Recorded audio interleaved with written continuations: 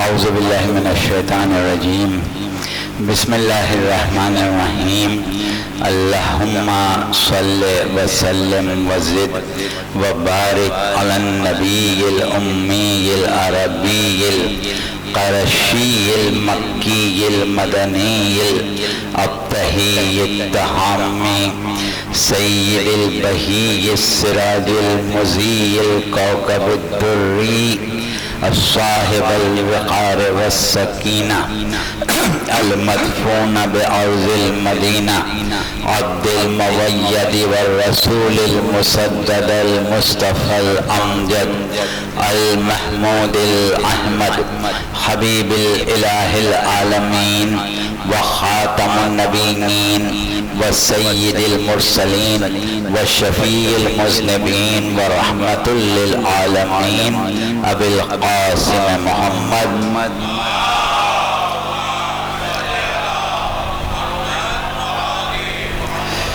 وأهل بيته الطيبين الطاهرين المعصومين المظلومين الذين أذهب الله عنهم الرجس وطهرهم تطهيرا.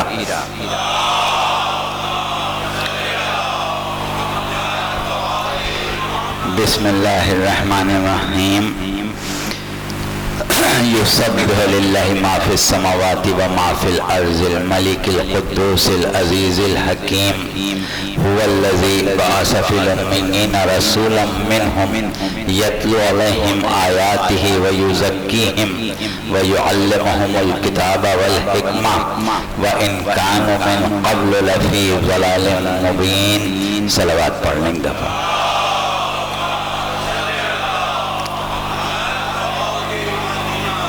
عزاداران امام مظلوم، تزکیہ اور تعلیم کتاب و حکمت کے موضوع پر عزاخانہ باب العلم میں آپ ہماری چوتھی مجلس میں تشریف فرما ہیں اور ہماری گفتگو جو کل آپ نے سماعت فرمائی اس کا مختصر سا خلاصہ یہ ہے کہ پہلا نقطہ کل کی تقریر کا ہمارا یہ تھا کہ پیغمبر اکرم صلی اللہ علیہ وآلہ وسلم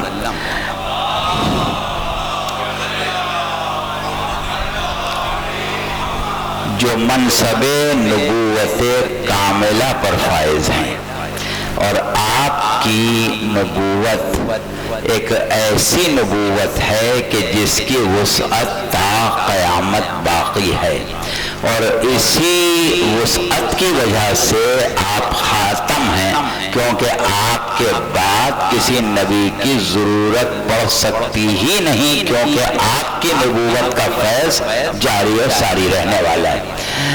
تو اس اعتبار سے ہم نے آپ کے علم کے اوپر گفتگو کرتے ہوئے یہ دلیل قائم کی تھی کہ کیونکہ آپ لامحدود علم کے معلم کی حیثیت سے بھیجے گئے ہیں اور اس کی دلیل قرآن سے یعلمکم ما لم تکونوا تعلمون کی بنیاد پر ثابت کی گئی تھی. اس کے بعد ہم نے اگلا نقطہ جو آپ کی خدمت میں پیش کیا تھا وہ یہی خاتمیت کی بنیاد پر نبوت کاملہ کی بنیاد پر آپ کا ورثہ علمی کا باقی رہنا عقلاً ضروری تھا اور اس اعتبار سے قرآن کی ایک آیت کا حصہ جو 2 مرتبہ قرآن میں آیا فَاسْأَلُوا اہل الذکر ان کنتم لا تعلمون، اگر تم نہیں جانتے ہو تو اہل ذکر سے پوچھ لو. اور کیونکہ قرآن میں یہ آیت تا قیامت موجود ہے، زندہ ہے، لہذا علم انسانی کی سطح جتنی بھی بلند ہو جائے ہر وہ شے جو انسان اپنی آگاہی کے دائرے میں لے لے پھر بھی لامحدود मालूम वो होंगे कि जो दायरे आगाही में नहीं होंगे, और उसके लिए दावा बल्कि दावत कुरान मौजूद है कि अगर नहीं जानते हो तो अहले ज़िक्र से पूछो। तो इस एतबार से अहले ज़िक्र के वजूद को अक़लन लाज़िम करार दिया था, और उसको हमने नफूस रसूल से या नबूवत सरकार रिसालत से मिलाने के लिए सूरह तलाक़ की आयत का हवाला दिया था कि क़द अनज़लल्लाहु इलैकुम ज़िक्रन रसूलन यतलू अलैकुम आयातिल्लाह, बेशक अल्लाह की तरफ से नाजिल हुआ तुम्हारी तरफ ज़िक्र जो कि रसूल है, और तुम्हें आयात की तिलावत करके सुनाता है या आयात का अमली नमूना दिखाता है। तो अब जब पैगम्बर इस्लाम ज़िक्र हैं कि जो आपके अहल हैं वो अहले ज़िक्र हुए। इसके बाद हमने इस बात को अक़लन तो साबित किया कि कुरान में जब ज़िक्र अहले ज़िक्र का मौजूद है तो अमलन उनका वजूद ज़रूरी है, लेकिन उसको मज़ीद तक़वियत देने के लिए सूरह आले इमरान की 18वीं आयत की तिलावत की थी, जिसमें परवरदिगार आलम का इरशाद है कि शाहिदल्लाहु अन्नहु ला इलाहा इल्ला हुवा व मलाइकतु व उलुल इल्म क़ाइमन बिल क़िस्त। अल्लाह ने गवाही दी कि वो वहदहु ला शरीक है, उसके मलाइका ने गवाही दी, और उन साहिबान इल्म ने गवाही दी कि जो अदालत पर कायम है। लिहाजा जब तक के परवरदिगार आलम की अपनी गवाही अपनी ज़ात की वहदानियत पर मौजूद है, मलाइका की गवाही भी मौजूद है, साहिबान इल्म की गवाही भी मौजूद है। और उसके बाद हमने जो बात इस सिलसिले के ततम्मे में कही थी वो ये थी कि जिस तरह मलाइका अपनी मलकूतियत में बेमिसाल होने के बावजूद अल्लाह की मखलूक और उसके बंदे हैं, तो इसी तरह ये हस्तियां अपने इल्म अपनी मारिफत अपनी इस्मत में बेमिसाल होने के बावजूद मकाम अब्दियत पर है, यानी उसी तरह अल्लाह की मखलूक है जैसे मलाइका अल्लाह की मखलूक है। तो यहाँ तक हमारी कल गुफ्तगू थी, और उसके बाद हमने कुछ चीज़ों की तरफ आपकी तवज्जो दिलाई थी, और वो तवज्जो ये थी कि जब हमने ये नतीजा निकाल लिया था दूसरी तकरीर में कि कुछ मकामात ऐसे हैं जहाँ युअल्लिमुहुमुल किताब वल हिकमा मुअख्खर है और युज़क्कीहिम पहले है, जिससे ये नतीजा निकलता है कि तालीम किताब व हिकमत के लिए नफ्स का पाक होना ज़रूरी है। लेकिन दूसरी तरफ हमने सूरह बकरा की उस आयत से जो जनाब इब्राहीम और जनाब इस्माईल की दुआ के ज़ैल में है, वहाँ सूरत यह है कि युअल्लिमुहुमुल किताब वल हिकमा जो है वो पहले है और युज़क्कीहिम बाद में है। तो उससे ये नतीजा निकाला था कि कुछ दर्जात तालीम वो है कि जो शऊर तज़किया पैदा करते हैं, और उसके बाद जो तज़किया बढ़ता जाता है वो क़बूलियत तालीम किताब व हिकमत की इस्तेदाद बढ़ती जाती है। यहाँ तक हमारी बात आके ख़त्म हुई थी। अब उसके बाद हमने तवज्जो इस बात की तरफ दिलाई थी कि अब अगर हम ये जानना चाहें, इस रम्ज़ को समझना चाहें कि वो दर्जात किताब तालीम किताब व हिकमत जो हैं वो कहाँ से शुरू होते हैं, कहाँ तक जाते हैं, जिसके बाद शऊर बंदगी, शऊर तज़किया, शऊर तौहीद पैदा हो जाए। उसके लिए हमने ये इशारा तारीख़ की तरफ किया था कि अब हम देखें तारीख़ में कि सरकार रिसालत सल्लल्लाहु अलैहि वसल्लम ने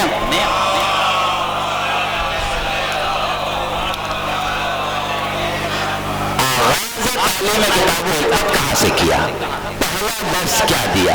जब पहला दर्स और आगाज हमारे सामने आएगा तो पता चल जाएगा कि ये वो मराहिल हैं कि जिनके बगैर शऊर बंदगी और शऊर तौहीद पैदा ही नहीं होता, शऊर तज़किया पैदा ही नहीं होता। फिर हमने आपसे वादा किया था کہ جب پہلی تعلیم سرکار رسالت کی سامنے آ رہی ہے تو وہ ایک جملہ ہے کہ قولوا لا الہ الا اللہ وتفلحوا، لا الہ الا اللہ کہو فلاح پا جاؤ، لا الہ الا اللہ کہو اور فلاح پا جاؤ۔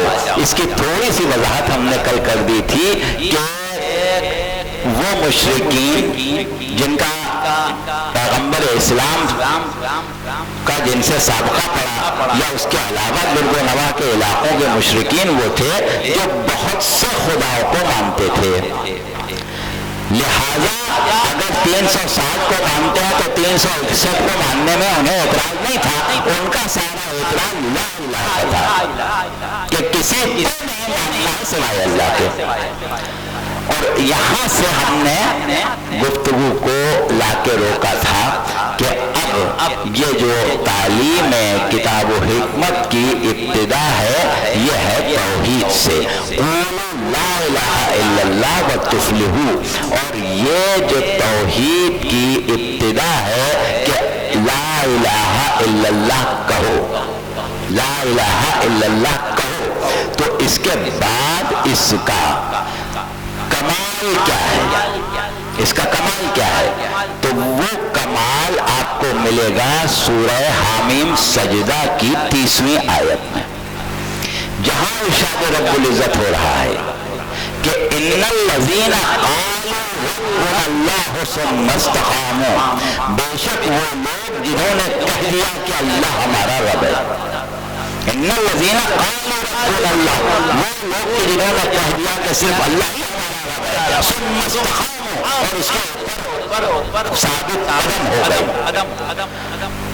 کہہ دیا اللہ ہمارا رب ہے، صرف کہہ دیا ثابت قدم ہو گئے اس بات پر کہ اللہ ہمارا رب ہے، تو اب کیا ہوگا؟ تتنزل علیہم الملائکہ، ان کے اوپر ملائکہ نازل ہوتے ہیں، تتنزل علیہم الملائکہ الا تخافوا ولا تحزنوا وابشروا بالجنۃ التي كنتم توعدون، اور ملائکہ سے یہ کہتے ہیں کہ دیکھو خوف نہ کرنا، کسی قسم کا غم نہ کرنا، تم خوشخبری لے لو اس جنت کی جس کا تم سے وعدہ کیا گیا ہے۔ تو یہ مقام شعور توحید کا کمال ہے، مقام شعور توحید کا کمال یہ ہے کہ انسان اس مقام پر پہنچ جائے کہ نزول ملائکہ ہونے لگے، لیکن یہ ایک مثالی منزل ہے، یہ مخصوص بندوں کی مخصوص منزل بندگی ہے۔ ہمیں اپنی تعلیم اپنی گفتگو کو ایک مرتبہ ابتدا سے شروع کرنا ہے، تو یہ ہماری کل کی گفتگو کا مکمل لب لباب آپ کے سامنے آ گیا۔ اب ہم یہاں سے آج کی گفتگو کا آغاز کر رہے ہیں، ایک دفعہ صلوات پڑھنے آپ۔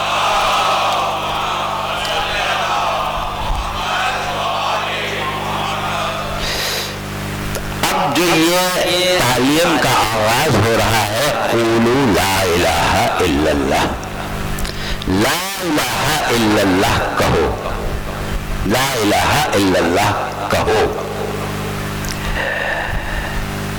امیر المومنین علی بن ابی طالب علیہ السلام نے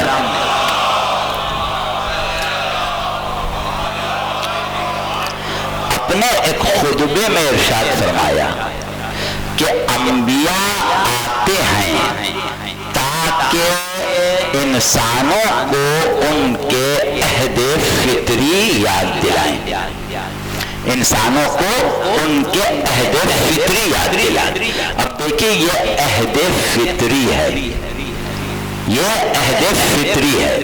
عہد فطری کیا ہوتا ہے؟ آپ نے سورہ اعراف کا وہ واقعہ ہمارے سبھی سامعین کو یاد ہے، شاید بچوں کو یاد نہ ہو، بڑوں کو تو سبھی کو یاد ہے کہ پروردگار عالم نے ارشاد فرمایا کہ وہ اس وقت کو یاد کرو جب ہم نے بنی آدم کے سلبوں سے ان کی ضروریت کو حاصل کیا، بنی آدم کے سلبوں سے ان کی ضروریت کو لیا اور ان سے سوال کیا الست بربکم، کیا میں تمہارا رب ہوں؟ تو انہوں نے کیا کہا؟ بلا، انہوں نے کہا بے شک پروردگار تو ہمارا رب ہے۔ اب ہمیں اس آیت کی اس وقت تفصیل میں نہیں جانا ہے کہ یہ کیا ہے، لیکن عہد کی بات ہوئی نا، فطری عہد. دراصل ایسا کوئی واقعہ اس طرح سے ممکن نہیں ہے جیسے آپ ہمارے سامنے بیٹھے ہیں اور ہم آپ سے گفتگو کر رہے ہیں تو پروردگار عالم جس کی ذات لامحدود ہے، جو جسم و جسمانیت نہیں رکھتا، جو ایسی ذات ہے کہ جس کے لیے یہ ممکن نہیں ہے کہ وہ براہ راست کسی سے گفتگو کرے، تو وہ گفتگو کرے اور کہے کہ بتاؤ میں تمہارا رب ہوں یا نہیں ہوں، اور لوگ کہیں کہ ہاں تم ہمارا رب ہے. یہ دراصل ایک فطری عہد ہے، یعنی سرشت انسان میں، تخلیق انسان میں، فطرت تخلیق میں پروردگار عالم نے توحید کو رکھ دیا. اللہ نے فطرت انسان میں توحید کو رکھا ہے. اور کیوں رکھا ہے؟ اس کی وجہ یہ ہے کہ آپ جانتے ہیں کہ وہ مشرکین جو اپنی فطرت سے انحراف کر کے شرک کرتے رہے، جب ان کو عقلی طور پر قائل کر دیا جاتا ہے کہ اللہ کا وحدہ لا شریک ہونا عقلاً واجب ہے، تو وہ اس کا عذر کیا پیش کرتے ہیں؟ وہ کہتے ہیں ہم کیا کریں، ہمارے تو باپ دادا یہی کرتے چلے آئے، ہمارے تو باپ دادا یہی کرتے چلے آئے ہیں. تو اب صورت کیا ہے کہ اگر یہ عذر صرف دنیا کی حد تک ہوتا تو کچھ ممکن ہے کچھ اور صورت ہوتی، لیکن وہ مشرکین جو شرک پر مر گئے، روز حشر مشرک ہی اٹھیں گے. من کان فی ہذہ اعمی فہو فی الآخرۃ اعمی. جو دنیا میں اندھا ہے وہ آخرت میں بھی اندھا ہی ہوگا، جو دنیا میں اندھا ہے وہ آخرت میں بھی اندھا ہوگا. یہ دیکھیے بہت ہی اہم اصول ہے جو آپ جیسے مومنین کو معلوم ہونا چاہیے کہ انسان کی موت جس کیفیت پر آتی ہے قیامت میں اسی کیفیت میں اٹھے گا، وہ کیفیت تبدیل نہیں ہوگی. یہی وجہ ہے کہ ہم جو دعا کرتے ہیں کہ پروردگار ایمان پر موت ہے، کیونکہ اگر مرتے وقت انسان ایمان پر نہیں ہے تو اب اس کا ازالہ ممکن نہیں ہے. عمل میں کوتاہی کا ازالہ ہو جاتا ہے، ایمان میں کوتاہی کا کوئی ازالہ نہیں. لہذا یہ سب سے بڑی انسان کی ترجیح ہونا چاہیے، سب سے بڑی فکر ہونا چاہیے کہ موت ایمان پر آئے، موت صحیح عقیدے پر آئے. تو بہرحال قیامت میں بھی یہی عذر پیش کریں گے اللہ کے سامنے کہ پروردگار ہمیں کیوں سزا دے رہا ہے، انہوں نے ہمیں یہ سکھایا تھا. ہم تھوڑی موجود ہیں اس شرک کے، ہماری تو نسلوں میں چلا رہا تھا، ہماری تو مجبوری تھی. تو پروردگار عالم ان کو ان کی فطرت دکھائے گا کہ دیکھو تمہاری فطرت میں ہم نے توحید رکھی تھی. باپ دادا کا عذر نہیں چلے گا، اگر تم مشرک ہو کے مرے یا مشرک زندہ رہے تو تمہیں اس لیے سزا نہیں مل رہی ہے کہ باپ دادا نے سکھایا تھا تم نے سیکھ لیا، اس لیے سزا مل رہی ہے کہ تم نے اپنی فطرت سے انحراف کیا. ہم نے تمہاری فطرت کو پاکیزہ پیدا کیا تھا. اب دیکھیے یہ جو بات ہے کہ فطرت جو ہے وہ توحید ہے، اس کے لیے اب ہم آپ کے سامنے پھر ایک آیت پڑھیں گے قرآن کی. وہ آیت سورہ روم کی 30ویں آیت ہے، سورہ روم کی 30ویں آیت. اور آپ توجہ سے سماعت فرمائیں. ارشاد رب العزت ہو رہا ہے کہ فَأَقِمْ وَجْهَكَ لِلدِّينِ حَنِيفًا فِطْرَتَ اللَّهِ الَّتِي فَطَرَ النَّاسَ عَلَيْهَا لَا تَبْدِيلَ لِخَلْقِ اللَّهِ ذَلِكَ الدِّينُ الْقَيِّمُ وَلَكِنَّ أَكْثَرَ النَّاسِ لَا يَعْلَمُونَ. اے رسول آپ پوری توجہ اپنی اس سیدھے دین کی طرف رکھیں اس سیدھے دین کی طرف، دین حنیف کی طرف جس میں کجی نہیں، اس کی طرف ہم اپنی توجہ رکھیں.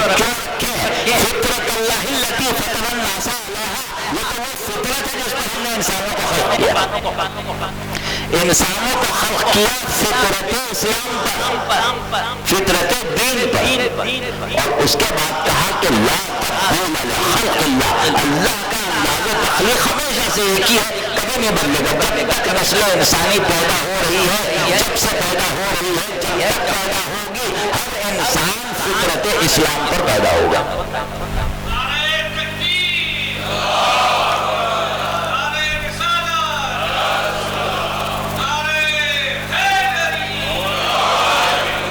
وہ جو آپ ایک نعرہ سیکولر دنیا میں سنتے ہیں کہ انسان ہندو نہ بنے، مسلم نہ بنے، سکھ نہ بنے، عیسائی نہ بنے، یہودی نہ بنے، انسان بن جائے.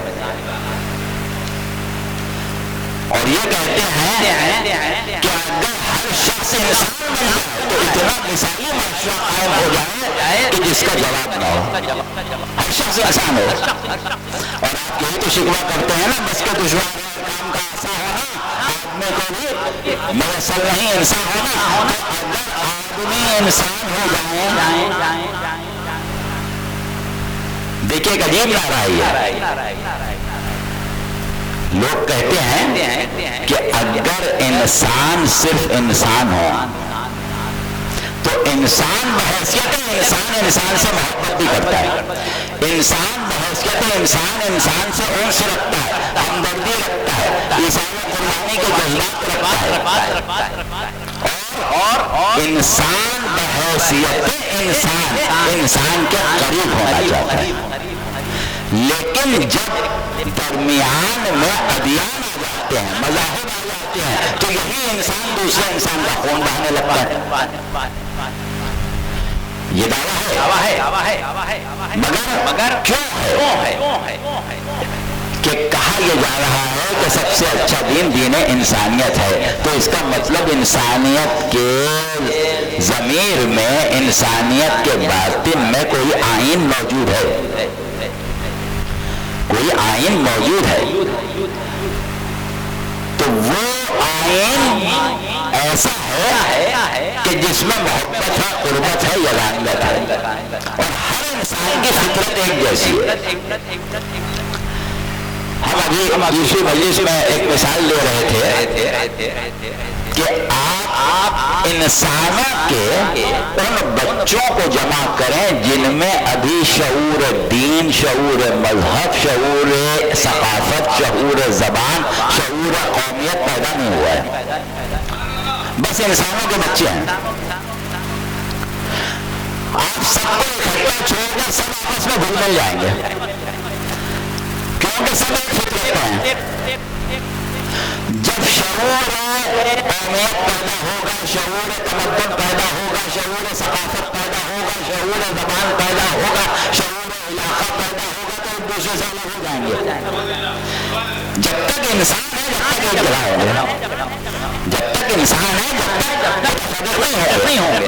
تو یہ چیز یہ بتا رہی ہے کہ انسان کے خمیر میں کوئی یکسانیت موجود ہے.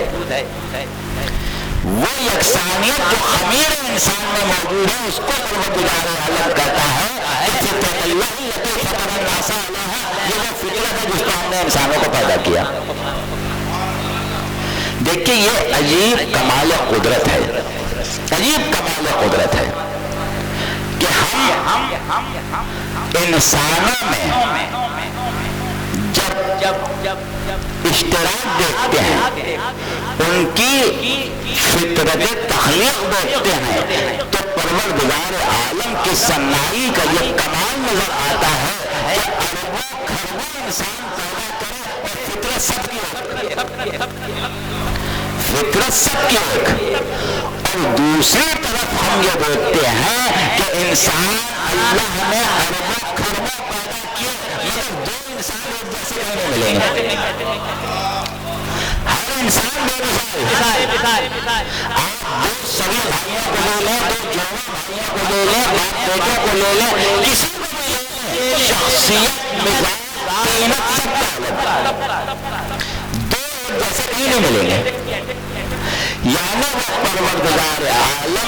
ایسا صنع ہے، ایسا خالق ہے کہ کثرت میں وحدت ایجاد کرتا ہے، وحدت میں کثرت ایجاد کرتا ہے۔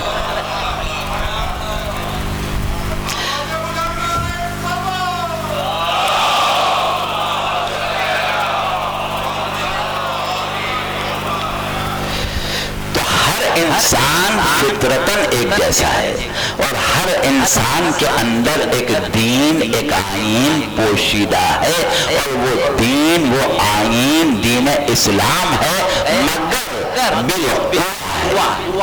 بالفعل کرنے کے لیے ہدایت تشریع چاہیے۔ ہدایت تشریع اس دین کو بالفعل کر دیتی ہے۔ تھوڑا سا ہم سمجھا دیں، شاید بچوں کی سمجھ میں نہ آیا ہو، ماشاءاللہ بزرگ تو یقیناً سمجھ رہے ہیں کہ آپ کے گھر میں فرض کریں ایک چھوٹا بچہ ہے، اور آپ اس کی حرکات و سکنات، اس کی عادات و اطوار دیکھ کے آپ نے کہا کہ بھئی یہ بچہ جو ہے یہ بڑا اچھا ڈاکٹر بنے گا۔ ابھی ڈاکٹر تو نہیں ہے نا وہ، لیکن کیا ہے کہ اس کے اندر وہ صلاحیت، وہ اہلیت موجود ہے کہ اگر اس سے ڈاکٹر بنانے کی تعلیم دی جائے تو وہ اچھا ڈاکٹر بنے گا۔ بنانا پڑے گا۔ اسی طرح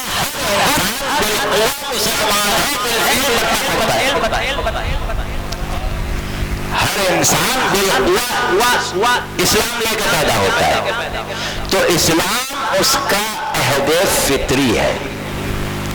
اگر اس کے نفس پر کسی قسم کا بیرونی دباؤ نہ ڈالا جائے اور آزادانہ اس کو سوچنے دیا جائے تو کبھی بھی وہ شرک کی طرف نہیں جائے گا، کیونکہ شرک جو ہے وہ فطرت سے انحراف ہے۔ جناب یوسف علیہ السلام جب زندان میں تھے، بہت سے قیدی آپ کے ساتھ قید تھے، ظاہر ہے کہ سب کافر تھے، اس زمانے کے لوگ تھے، تو آپ نے ان سے سوال کیا یا سوال کرتے تھے کہ یہ بتاؤ کہ بہت سے خدا جن کا دائرہ اختیار محدود ہو، یعنی ہر خدا کا دائرہ اختیار ایک محدود دائرہ، کیونکہ ظاہر ہے کہ ایک سے زیادہ ہوں گے تو دائرہ اختیار محدود ہو جائے گا۔ ایک ہوگا تو پورا دائرہ اختیار ایک کے پاس ہوگا، ایک سے زیادہ ہوں گے تو دائرہ اختیار محدود ہو جائے گا۔ کہا کہ بہت سے ایسے خدا جن کا دائرہ اختیار محدود ہو اچھے ہیں، یا ایک خدا اچھا ہے جو قادر مطلق ہو۔ ایسے بہت سے خدا جن کا دائرہ اختیار محدود ہو اچھے ہیں، یا ایک خدا جو قادر مطلق ہو، تو ہر قیدی بے دھڑکی کہتا تھا ایسا خدا کہیں مل جائے جو قادر مطلق ہو، اس سے بہتر کیا ہو سکتا ہے؟ اس سے بہتر کیا صورت ہو سکتی ہے؟ یعنی فطرت میں توحید ہی ہے، فطرت میں توحید ہی ہے۔ لیکن اب آپ تھوڑا سا آگے بڑھیں، ہم نے کہا کہ سرکار رسالت صلی اللہ علیہ وسلم کا پہلا سبق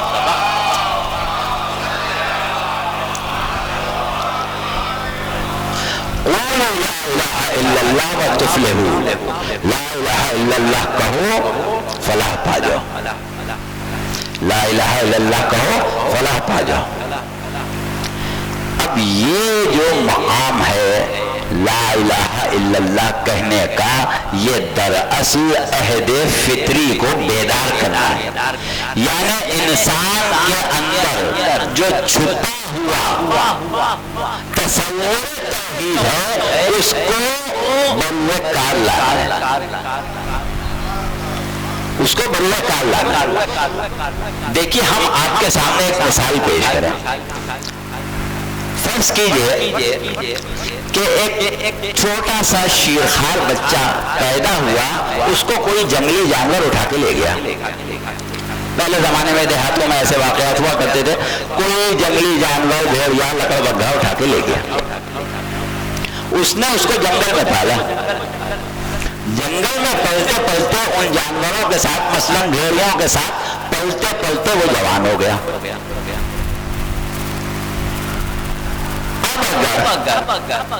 وہ جنگل میں جانوروں کے ساتھ زندگی گزار رہا ہے تو اس کا ظاہر جو ہے وہ کیا ہے؟ ظاہری عادات، اطوار، رہن سہن سب کچھ اس کا جانور والا ہے۔ اب آپ اس کو پکڑ رہے شہر میں لے آئے، آپ کی خواہش ہے کہ ہم اس کو ایک متبمر انسان،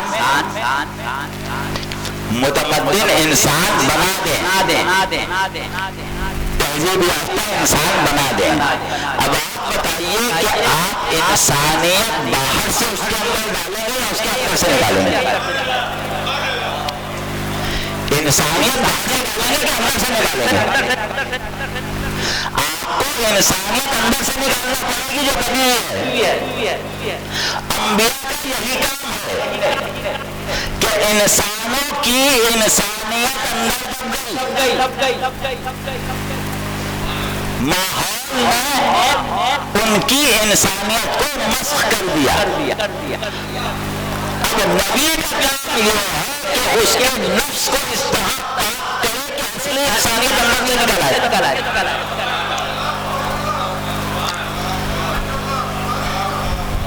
کہ وہ انسانیت اندر سے نکل آئے۔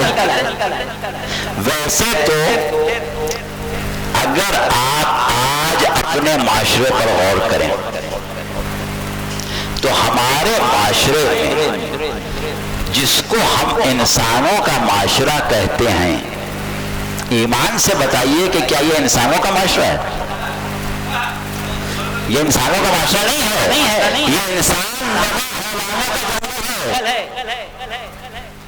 انسان نما حیوانوں کا جنگل ہے۔ شکل و صورت انسان کی ہے، اندر سے جانور ہیں۔ وہ حدیث آپ کو یاد ہے مولا کی کہ میدان عرفات میں جب صحابی نے کہا کہ مولا حاجی بہت آئے ہیں، تو آپ نے کہا حاجی نہیں آئے ہیں، شور ہے۔ اور جب اس نے کہا کہ مولا حاجی آئے ہیں تو شور ہے، آپ نے اس کی آنکھوں پر ہاتھ رکھا، کہا ان کی حقیقت دیکھو، تو وہ حیران رہ گیا، کہنے لگا کہ مولا انسان تو نظر ہی نہیں آ رہے، اس میں تو کچھ بندر ہیں، کچھ خنزیر ہیں، کچھ بھیڑیے ہیں، کچھ لومڑیاں ہیں، انسان کہاں ہے؟ تو یہ ہمارا جو انسانی معاشرہ ہے جس میں ہمارے بچے پروان چڑھ رہے ہیں، یہ دراصل حیوانوں کے معاشرے میں چڑھ رہے ہیں۔ انسان نما جانوروں کے جنگل میں ہم رہ رہے ہیں۔ تو بہرحال انسانیت جو اللہ نے ودیت کی ہے انسان کی سرشت میں، انبیاء کا کام ہے اس کو اندر سے نکالنا، باہر سے ڈالنا نہیں، اندر سے نکالنا ہے۔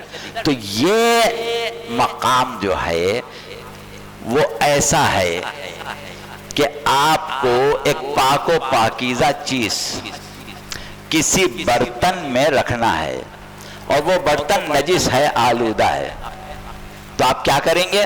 پہلے اس برتن کو دھو کے مانجھ کے صاف کریں گے، پھر پاک و پاکیزہ چیز اس برتن میں رکھیں گے۔ پیغمبر اسلام کا کام یہی ہے کہ پہلے نفوس کو پاک کر دیں، پھر وہ نفس اس قابل ہوں گے کہ ایمان کی جگہ بنے، اللہ کی جگہ بنے، قلب میں توحید کا نور پیدا ہو،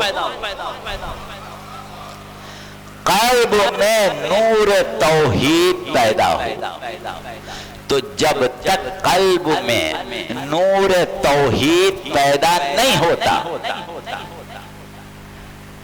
انسان کو ایسی زندگی گزارنا پڑتی ہے جیسے ایک اندھا ادھر ادھر ہاتھ پیر مارتا ہے۔ ابھی ہم نے آیت پڑھی نا کہ من کانا فی ہذہ اعمی، جو اس دنیا میں اندھا ہے، اندھا اس لیے ہے کہ قلب میں نور توحید نہیں ہے، اور جب قلب میں نور توحید نہیں ہے تو توحید وہ نور ہے کہ اللہ ولی الذین آمنوا یخرجہم من الظلمات الی النور، اللہ صاحبان ایمان کا ولی ہے جو ان کو ظلمتوں سے ہر لمحے نکالتا ہے اور ہر لمحے ان کو نور کی طرف لاتا ہے۔ تو وہ نور اگر نہ ہو،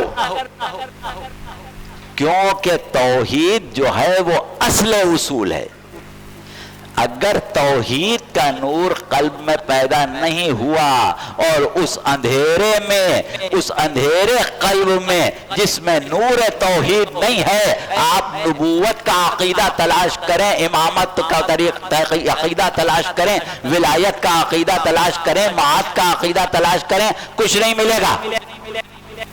حقیقی شکل نہ نبوت کی نظر آئے گی، نہ ولایت و امامت کی نظر آئے گی، نہ معاد سمجھ میں آئے گا جب تک قلب منور نہ ہو نور توحید سے۔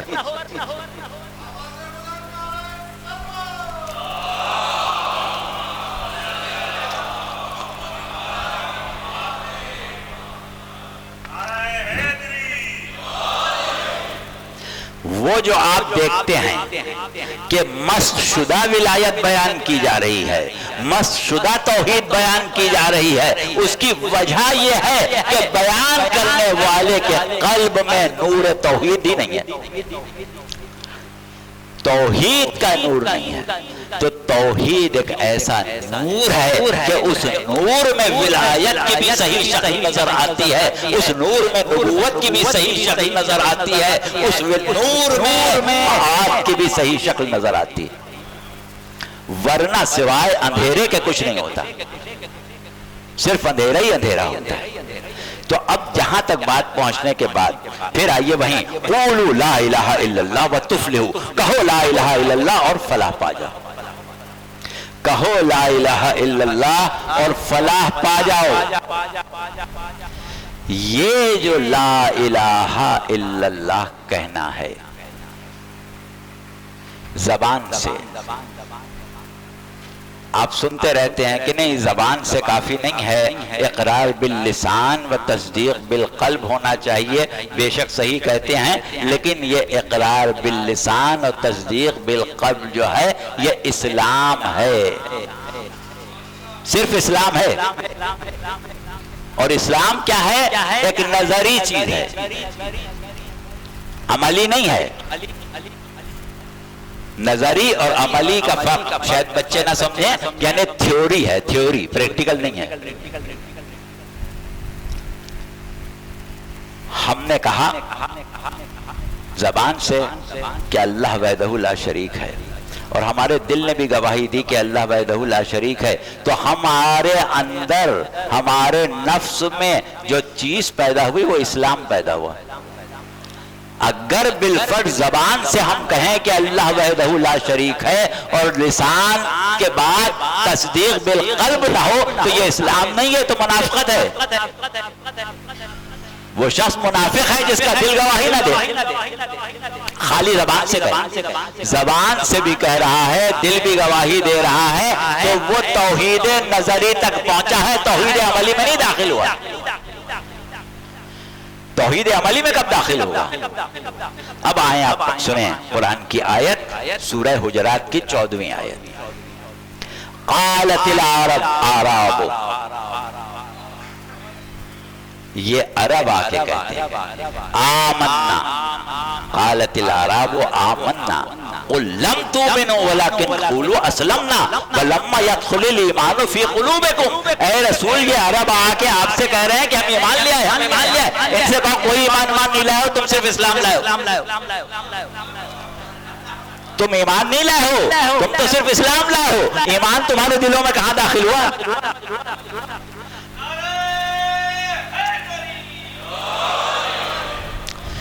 ایمان تو تمہارے دلوں میں داخل ہی نہیں ہوا ہے۔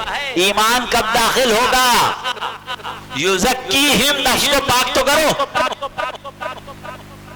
جن کے نفوس پاک نہیں ہوئے ان کو صرف اسلام ملا، جن کے نفوس پاک ہیں وہ ایمان تک پہنچتے ہیں، وہ ایمان تک پہنچتے ہیں۔ اب دیکھیے ہم نے دو چیزوں کی بات کر لی، اسلام اور ایمان، اسلام ایمان، فرق کیا ہے؟ ایک شخص نے، ویسے تو ایمان کی تعریف ہمارے ائمہ نے بہت کی ہے، ہم ابھی ایمان کے بارے میں امیر المومنین علیہ السلام کے بھی کچھ اقوال بیان کریں گے، لیکن اس ایمان اور اسلام کے مقابلے پر جو گفتگو ہوئی، ایک شخص نے سوال کیا امام باقر علیہ السلام سے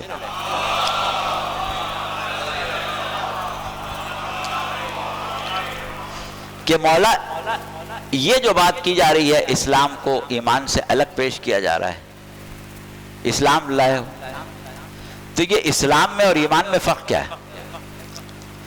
تو آپ نے کہا کہ دیکھو ایمان جو ہے وہ کعبہ ہے اور اسلام حرم ہے، ایمان کعبہ ہے، اسلام حرم ہے۔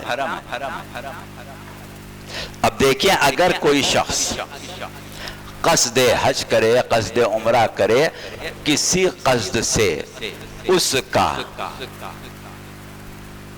جانا ہو تو وہ حرم کا قصد کبھی نہیں کرتا، کعبے کا قصد کرتا ہے۔ حرم میں اس لیے جاتا ہے کہ حرم میں جائے بغیر کعبے تک پہنچ ہی نہیں سکتا، تو مطلوب مقصود کعبہ ہوتا ہے لیکن قدم رکھتا ہے پہلے حرم۔ اسی طرح مطلوب مقصود ایمان ہے، قدم رکھتا ہے پہلے اسلام، اسلام سے ہو کے ایمان تک پہنچتا ہے۔ ابھی ہم نے کہا کہ ایمان اور اسلام جب تک نفس پاک نہ ہو ممکن ہے اسلام آ جائے، ضروری نہیں ہے، ممکن ہے، لیکن ایمان نہیں آتا۔ اب تھوڑی سی ہم اور آپ کی توجہات چاہیں گے اور وہ باتیں آپ کے سامنے پیش کریں گے جو آپ کو یاد ہیں، سنی ہوئی ہیں، سب کوئی نئی بات نہیں کریں گے، صرف زاویہ بدل جائے گا۔ آپ نے وہ حدیث بہت سنی سرکار رسالت صلی اللہ علیہ وسلم سے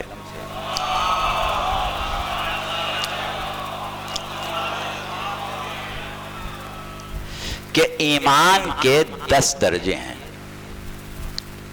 ایمان کے 10 درجے ہیں۔ کبھی سنا کہ اسلام کے 10 درجے ہیں؟ ایمان کے 10 درجے ہیں، اور سلمان 10ویں درجے میں ہے، ابو ذر 9ویں درجے میں ہے، مقداد 8ویں درجے میں ہے، فلاں فلاں درجے میں ہے، فلاں فلاں درجے میں ہے۔ اگر سرکار رسالت یہ نہ فرماتے کہ کون ایمان کے کس درجے میں ہے تو کیا آپ کے پاس کوئی ایسا پیمانہ تھا کہ پتہ چل جائے کہ کس کے ایمان کا درجہ کیا ہے؟ کیوں نہیں پتہ چلتا؟ اس لیے کہ اسلام میں فرق نہیں ہے، جو اسلام سلمان کا ہے وہی اسلام ابو ذر کا ہے، جو اسلام مقداد کا ہے وہی اسلام دیگر اصحاب پیغمبر اسلام کا ہے۔ تو اسلام تو سب کا ایک ہے، ایمان سب کا الگ، اسلام سب کا ایک، ایمان سب کا الگ۔ تو ایمان جو ہے وہ ایک کیفیت باطنی ہے، صرف اسی کو اندازہ ہوتا ہے جو کیفیت باطنی کا مشاہدہ کر سکے۔ جو کیفیت باطنی کا مشاہدہ نہ کر سکے وہ نہیں بتا سکتا کہ اس کا ایمان جو ہے وہ کس مقام پر ہے، اس کا ایمان کس مقام پر ہے۔ اب دیکھیں یہاں پر ہم ایک چیز آپ سے خالی تسلسل میں کہتے چلے جائیں۔ آپ کو معلوم ہے کہ یہاں سے حیات مادی کے ختم ہونے کے بعد ہماری ایک حیات برزخ ہے، اور اس کے بعد عالم محشر ہے جہاں سے گزرنا ہے، اس کے بعد ہمیں عالم آخرت میں پہنچنا ہے۔ ہمیں عالم آخرت میں جو جزا ملنا ہے اور عالم میں برزخ میں جو مقام ملنا ہے وہ کس بنیاد پر ملنا ہے؟ وہ کس بنیاد پر ملنا ہے؟ ایمان کی بنیاد پر ملے گا نا. اور ایمان کو آپ اپنے الفاظ میں بیان کر سکتے ہیں کبھی؟ اپنا ایمان آپ الفاظ میں بیان کر سکتے ہیں؟ قبر میں فرشتے آئے، سوال کیا تیرا رب کون ہے، تیرا دین کیا ہے، تیرا قبلہ کیا ہے، تیرے رسول کون ہے، تیرے امام کون ہے؟ اب بتائیے جواب اگر سلمان سے پوچھا جائے تو سلمان بھی وہی جواب دیں گے، ابو ذر سے پوچھا گا تو وہ بھی وہی جواب دیں گے. اجر ملنا ہے ایمان پر، ایمان میں ہے فرق. اب آپ بتائیں کہ سوال قبر کی حقیقت کیا ہوئی؟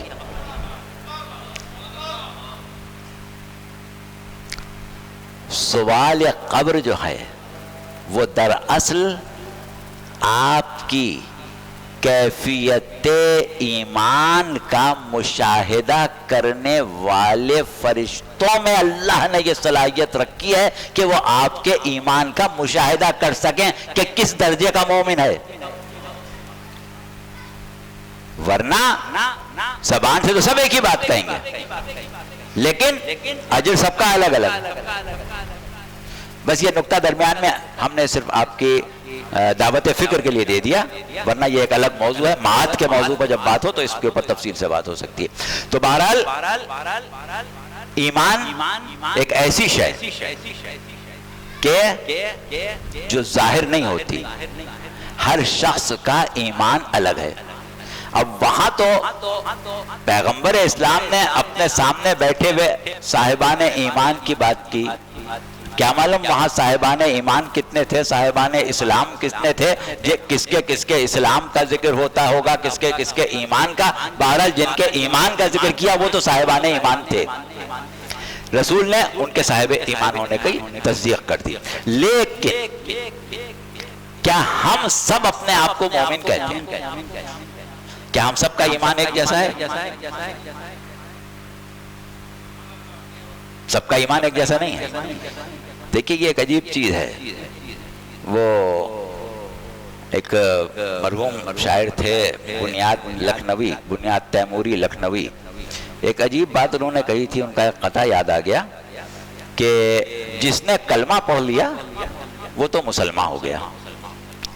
جس نے کلمہ پڑھ لیا وہ تو مسلمان ہو گیا، اور بڑھ گیا جو 10 قدم آگے وہ سلمہ ہو گیا. بڑھ گیا جو 10 قدم آگے وہ سلمہ ہو گیا. اور جس کے پاؤں پہنچے ہوں نبی کے دوش تک،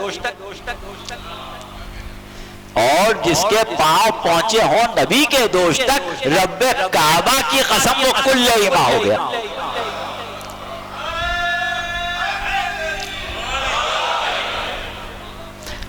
تو بہرحال ایمان کی بات ہو رہی ہے کہ ہر شخص کا ایمان الگ ہوتا ہے. اب آج ہم ابھی اس منزل تک نہیں لے جا رہے ہیں، آپ کو کل لے جائیں گے انشاءاللہ. اور وہ کیا ہے کہ سورہ بنی اسرائیل کی آیت ہے 84، جس میں پروردگار عالم اپنے حبیب سے کہہ رہا ہے کہ قُلْ كُلٌّ يَعْمَلُ عَلَى شَاكِلَتِهِ. اے رسول آپ یہ کہہ دیں کہ ہر شخص کا عمل جو ہے وہ اس کی شاکلہ کے مطابق ہوتا ہے. ابھی ہم نے آدھی آیت پڑھی، انشاءاللہ کل پوری پڑھیں. ہر شخص کا عمل اس کی شاکلہ کے مطابق ہوتا ہے. اب کل ہم بتائیں گے کہ یہ شاکلہ ہوتی کیا چیز ہے. ہر شخص کا عمل اس کی شاکلہ کے مطابق ہوتا ہے. ابھی ہم نے جیسا کہ کہا کہ ہم نے کہا کہ کیا سب کا ایمان ایک جیسا ہے، ہمارے سامعین نے فوراً جواب دیا سب کا ایک جیسا نہیں ہے. اگر نماز ہو رہی ہے بالفرض، آپ کی اسی مسجد میں نماز ہو رہی ہے اور پیش امام ایک شخص ہے جو نماز پڑھا رہا ہے اور اس کے پیچھے 50 افراد نماز پڑھ رہے ہیں، اور مثال کے طور پر مغرب کی نماز پڑھ رہے ہیں، سب مومن ہیں. ہماری نظر میں سب مومن ہیں، ہمیں کسی کے ایمان کا کیا معلوم، کیونکہ ایمان باطنی چیز ہے۔ ہم تو یہی گواہی دیتے ہیں کہ پروردگار میں اس کے بارے میں کچھ نہیں جانتا سوائے نیکی کے، اللہم لا نعلم منہ الا خیرا، تو ہم تو سب کو مومن کہہ رہے ہیں۔ لیکن وہ 50 آدمی جو ایک ہی مقام پر ایک ہی وقت میں ایک ہی پیش امام کے پیچھے ایک ہی نماز پڑھ رہے ہیں، بتائیے سب کی نماز بارگاہ خداوندی میں ایک جیسی ہے؟ بارگاہ خداوندی میں ہر ایک کی نماز الگ ہے، سب کی ایک جیسی نہیں ہے، اس لیے کہ ہر ایک کی نماز اس کی شاکلہ کے مطابق ہے، جس کی جو شاکلہ ہے ویسی نماز وہ پڑھ رہا ہے۔ کتنی ہی آپ عبادت کر لیں، کتنی ہی آپ ریاضت کر لیں، ثواب جو ہے وہ شاکلہ کے مطابق ہوگا،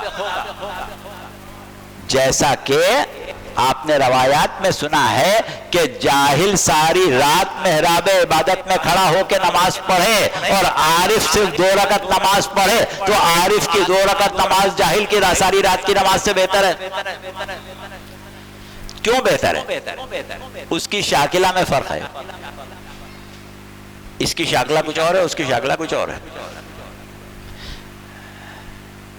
بنی اسرائیل کے زمانے میں رہبانیت جائز تھی، اور بڑے بڑے عابد و زاہد قوم بنی اسرائیل کے پیدا ہوتے تھے جو دنیا کو ترک کر کے جنگلوں میں صحراؤں میں ساری زندگی عبادت میں گزار دیتے تھے۔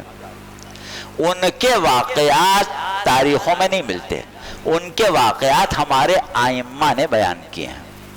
ائمہ کی روایات میں بنی اسرائیل کے عابدوں کے واقعات ملتے ہیں، لیکن وہ کیوں ملتے ہیں؟ اس لیے کہ ان واقعات کو بیان کر کے ائمہ معصومین علیہ السلام نے اسرار و رموز توحید سکھائے۔ اب آج وقت ختم ہو گیا، ورنہ ہم ابھی ایک عابد کا قصہ سنانے والے تھے شاکلہ کے حساب سے، لیکن یہ آج کا موضوع بھی نہیں، ہمارا انشاءاللہ کل کریں گے اس کے اوپر بات۔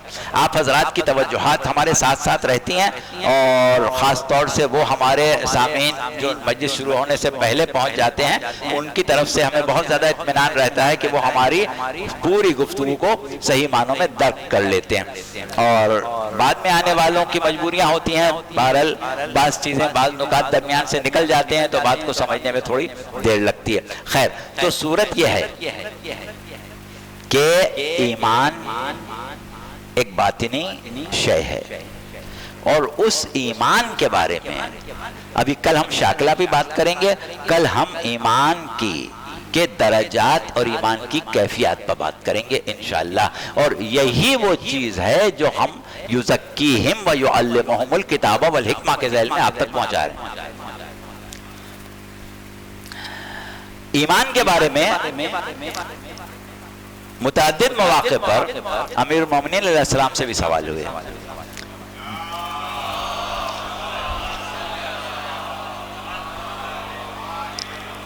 دیگر ائمہ سے بھی سوال ہوئے۔ ہمارے پاس اتنا وقت نہیں ہوگا کہ ہم وہ وضاحتیں ایمان کی پیش کر سکیں جو مولا نے فرمائی ہیں، لیکن ایک قول مولا کا ہم انشاءاللہ کل کی تقریر میں شامل کریں گے۔ ارادہ آج کا تھا، لیکن بس وقت ایسی تیزی سے گزرتا ہے، پتہ نہیں چلتا۔ تو وہ یہ ہے کہ مولا نے سے جب پوچھا گیا کہ ایمان کیا ہے، تو آپ نے فرمایا کہ ایمان کے 4 اجزاء ہیں۔ اب یہ بہت غور سے سنیں، کل انشاءاللہ اس کی وضاحت کریں۔ ایمان کے 4 اجزاء ہیں۔ پہلا جزو ایمان ہے توکل علی اللہ، پھر تفویض الامر الی اللہ، پھر رضا بقضاء اللہ، تسلیما لامر اللہ۔ پہلا درجہ ہے اللہ پر توکل، پہلا جز ہے اللہ پر توکل، دوسرا ہے تفویض الامر الی اللہ، اپنے امور کو اللہ کے سپرد کر دینا، اور تیسرا اللہ کے فیصلے پر راضی ہو جانا، رضا بقضاء اللہ، اللہ کے فیصلے پر، ہر فیصلے پر راضی ہو جانا، اور اس کے بعد ہے تسلیما لامر اللہ، اللہ کے امر پر سر تسلیم کو خم کرنا۔ اب یہ چاروں چیزیں وہ ہیں جس کے درجات ہیں۔ کل انشاءاللہ ہم بتائیں گے کہ توکل کے درجات کیا ہیں، تسلیم کے درجات کیا ہیں، رضا کے درجات کیا ہیں، تفویض کے درجات کیا ہیں، اور ان درجات کے بعد جو صفات قلب مومن ہیں وہ کہاں تک پہنچتی ہیں۔ خوف قلب مومن کی زینت ہے، اور اس کے بعد جو مقام ہے مومن کی معراج کا وہ ہے تمکین باللہ، اللہ کو مقام دینا، اللہ کو جگہ دینا۔ تو یہ انشاءاللہ پھر ہم نے آج چھیڑ دیا تاکہ آپ لوگ سوچ سکیں، کل انشاءاللہ ہم اس کے اوپر بات کریں گے۔ اور اب ہمارے پاس وقت بہت کم رہ گیا، ہمارا ارادہ تھا کہ تفصیل سے مسائل پڑھیں گے، لیکن بہرحال جتنا ہو سکے گا شاید 2-3 منٹ ہم زیادہ لے لیں، حالانکہ دوسری مجلس میں پہنچنا ہوتا ہے۔ تو کل ہم آپ سے یہ کہہ رہے تھے کہ کربلا کے شہداء کے بارے میں جہاں معلومات آپ لوگوں کو نہیں ہے، ہم چاہتے ہیں کہ ان عشرہ محرم میں تعارف کرائیں۔ کل ہم تذکرہ کر رہے تھے کربلا کے دوسرے شہید جناب عبداللہ ابن عمیر کا، اور پورا قصہ پوری تفصیل سے ہم نے ان کی شہادت کا، ان کی زوجہ ام وہب کی شہادت کا بیان کیا، اور وہ منظر بیان کیا جس میں وہ شہید ہوئے تھے۔ اور ان کی شہادت سے پہلے جو ایک حملہ ہوا تھا جو عمرو ابن الحجاج نے میسرے پر کروایا تھا، اس حملے میں جناب مسلم ابن اوسجہ شہید ہو گئے تھے۔ اب اس کے بعد آپ کو یاد ہے کہ ہم نے ایک نام لیا تھا، وہ نام کیا تھا کہ جس وقت پہلے مقابلہ کرنے والے سالم و یسار آئے تھے جن سے مقابلہ کیا تھا جناب عبداللہ ابن عمیر سے، پہلے ان کا مقابلہ کرنے کے لیے جو شخص خیام حسینی سے نکلا تھا وہ تھا جناب بریر ابن خزیر، جن کو امام نے روک دیا تھا کہ تم ابھی ٹھہر جاؤ۔ یہ بریر ابن خزیر وہ ہیں کہ جو امیر المومنین کے اصحاب میں شامل ہیں، تابعی ہیں اور مفسر قرآن ہیں، معلم قرآن ہیں، مسجد کوفہ میں قرآن پڑھاتے تھے اور سید القرآ کے نام کے لقب سے یاد کیے جاتے تھے۔ بڑی عظیم الشان ہستی ہے، قبیلہ حمدان سے ان کا تعلق ہے۔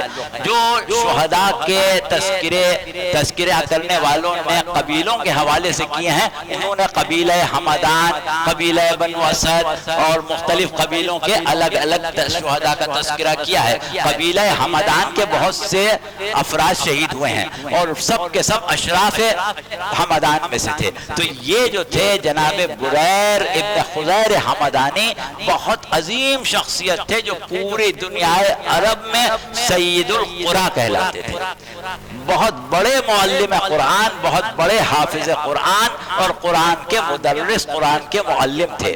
ظاہر ہے کہ جو شخص قرآن کا معلم، قرآن کا مدرس اور امیر المومنین کے قریبی اصحاب میں ہوگا، اس کا مقام ایمان، مقام معرفت، مقام تقوی کیا ہوگا؟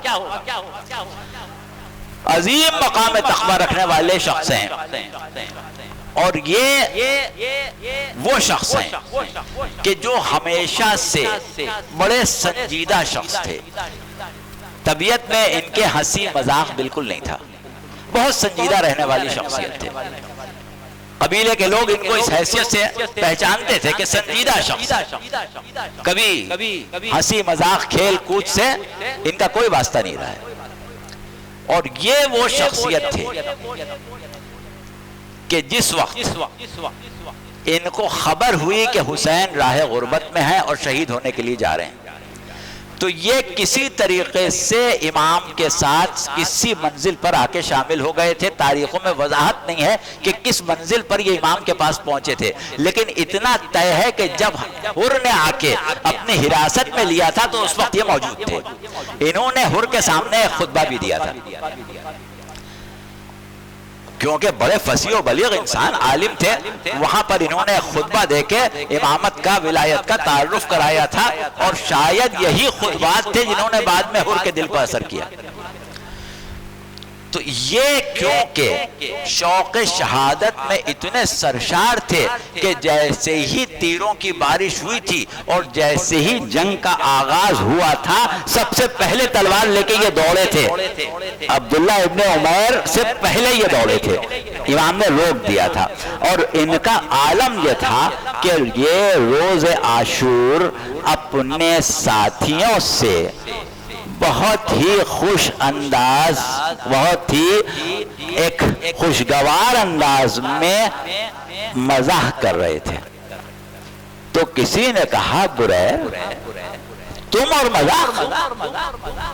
تو کہنے لگے کیا کروں، میں نے پوری زندگی کبھی مذاق نہیں کیا، مگر آج میرا شوق شہادت پورا ہو رہا ہے، اس لیے میرا دل اتنا شاد ہے، اتنا دل شاد ہے کہ میرا دل چاہ رہا ہے ساتھیوں سے مذاق کروں۔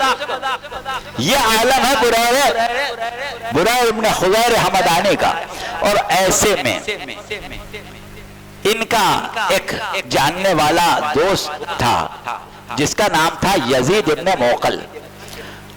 یہ بنو امیہ کے خیرخواہوں میں تھا، ہمیشہ سے امیر المومنین کا سخت دشمن تھا، بغض امیر المومنین کا ہمیشہ سے اظہار کرنے والا اور ہمیشہ سے بنو امیہ کا خیرخواہ تھا، اور یہ جب اس سے ملتے تھے تو ان کی نوک جھونک ہوا کرتی تھی۔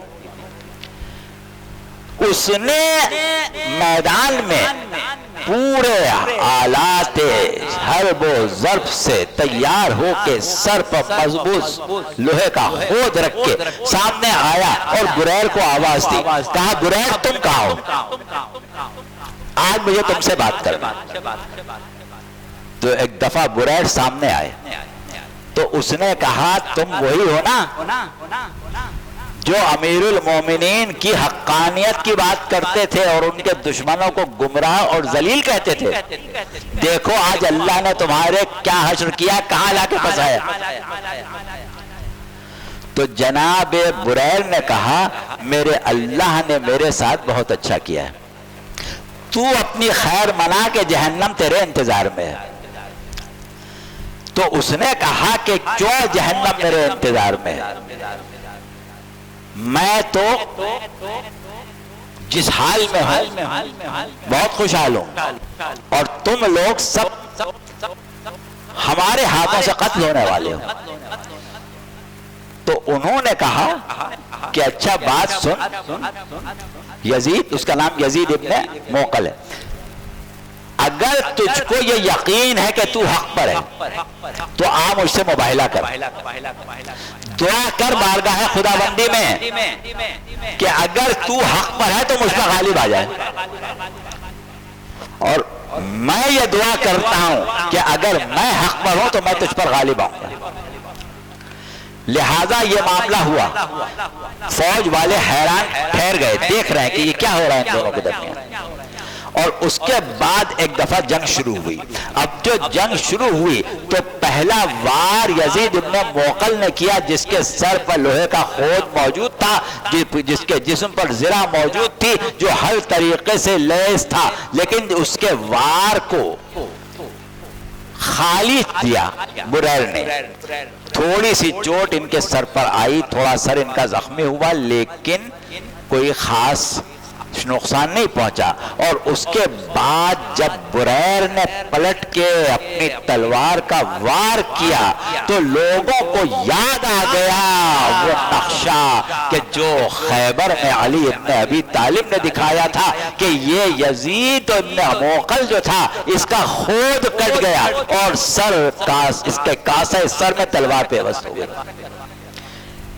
جب اس کے کاسے سر میں تلوار پیوست ہوئی اور یہ وہیں پر گر کے جہنم واصل ہوا تو پھر لوگوں نے ان کو گھیر لیا، ان کو پکڑ لیا اور ان سے کشتی لڑنے لگے۔ انہوں نے اپنے دشمن کو گرایا، لیکن اس نے آواز دی کہ دوڑو، یہ اس شخص کو گھیر لو، اور ایک مرتبہ اکیلے بریر اور چاروں طرف سے یلغار ہوئی۔ اس یلغار میں ایک مرتبہ جب تلوار چلی تو بریر بھی حسین سے رخصت ہوئے، اور کیا گزر رہی ہوگی اس وقت قلب حسین پہ کہ جب ایک ایک جانثار حسین سے جدا ہو رہا تھا۔ ابھی صبح عاشور تھی، لیکن جو عاشور کا دن ڈھل رہا ہے حسین مظلوم سے مظلوم ہوتا ہے۔ فَسَيَعْلَمُ الَّذِينَ ظَلَمُوا أَيَّ مُنْقَلِبٍ يَنْقَلِبُونَ۔ بار الہ ہماری اس قلیل بات کو قبول فرما، ہمارے زندوں پر رحم کر، مردوں کی مغفرت فرما، عزاداری سید الشہداء کو شان و شوکت دے، جہاں جہاں عزاداران امام حسین ہیں ان کو اس بلا اور آفت سے نجات دے، بانیان مجلس اور شرکائے مجلس کو ہر بلا ہر آفت سے نجات دے، ان کی توفیقات میں اضافہ فرما، ان کو حفظ و امان دے۔ پروردگار ہم کو یہ توفیق دے کہ ہم اس طرح غم حسین کریں جو غم حسین کا حق ہے۔ ظہور حجت میں تعجیل فرما۔ ربنا تقبل منا انکا انت السمیع۔